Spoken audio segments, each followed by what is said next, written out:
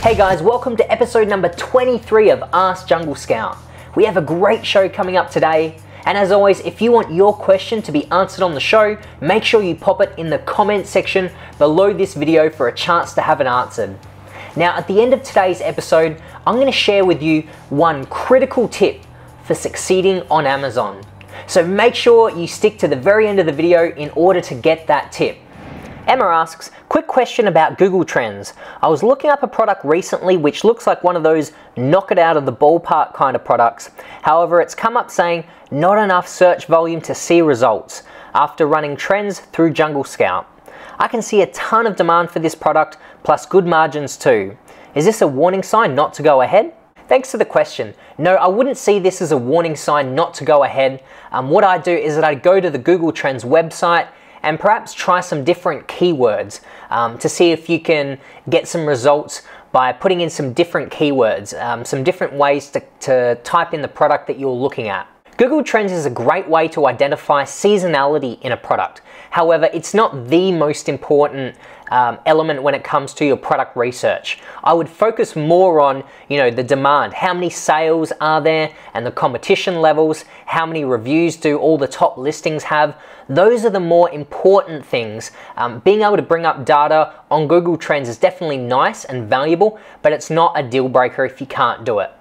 Rosita asks, does my trademark have to already be approved in order for me to apply for a brand registry at Amazon, or just a document showing that I've already applied for a trademark is enough? Thanks for the question. Now, I haven't done this myself, but I have heard from a lot of sellers that you do need a completed trademark in order to apply for brand registry. You can't use a pending one when you've just submitted the application.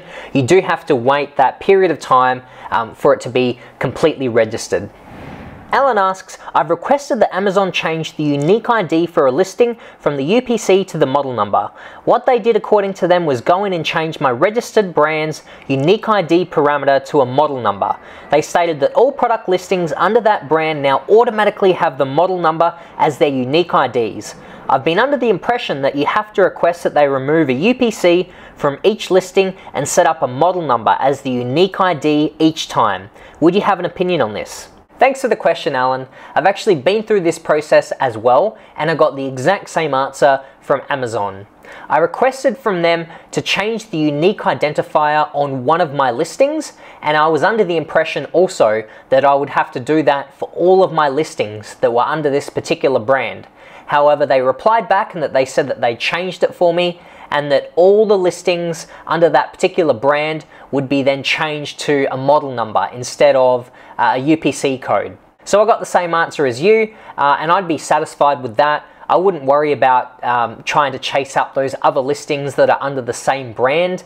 If in the future they did try to pull you up for some reason about having a third-party UPC code, for instance, on one of your other listings, just make sure that you've got that email from them, probably screenshotted and documented so that you can always show them that email where they've actually said to you that all listings under that particular brand should be now changed over to a model number. So as long as you hold on to that email, you've always got proof of it, then yeah, I wouldn't worry any more about it. Hayden asks, you've mentioned number of sellers on one particular item doesn't matter. However, what about when you see a niche with mainly products with lots of sellers on each product? Does that not concern you? E.g., these products are selling only because they're big brands. Normally lots of sellers on one item is because it's a known brand. So when it comes to big brands, the main thing you want to identify is whether customers are brand loyal and will only purchase that product from this particular brand, or whether they're happy to purchase from other brands or smaller brands as well. The easiest way to be able to tell is to see how well the sales are distributed amongst the top 10 listings. If the sales are really well distributed or fairly evenly distributed, then that means that customers aren't particularly brand loyal to just, the few big brands or big names that are in there. If most of the sales do just go to the few listings that are big brands, then that means that customers may be more likely to be loyal to those bigger brands because they know them. So that would be the determination for me. It really doesn't matter too much how many sellers are on each individual listing. I hope that makes sense. So that's all the questions for today, guys. And now for the tip of the week. Today's is a very simple yet important one, and that is success leaves clues. When you go about doing anything in life, one of the most powerful ways to learn is to learn from people that have already done what you're setting out to do. You can compress years of experience down to just a few hours of learning without having to make the same mistakes or go through the same trial and error. So how does this apply to selling on Amazon? Well, if you're not aware, we're hosting a public product launch. It's called the $1 Million Case Study. We're sharing every single step along the way, from finding the product, to sourcing it, to shipping it into Amazon, setting up the listing, optimizing it, launching the product. Greg's running it, who's been a successful Amazon seller for a number of years. He's launched over 100 products, and he's sharing everything that he knows, all his tips and strategies to get this product up and running and not holding anything back. No matter what stage of your journey you're at, whether you're just starting out or you've been selling for a little while, you can always learn a lot more from someone as experienced as Greg.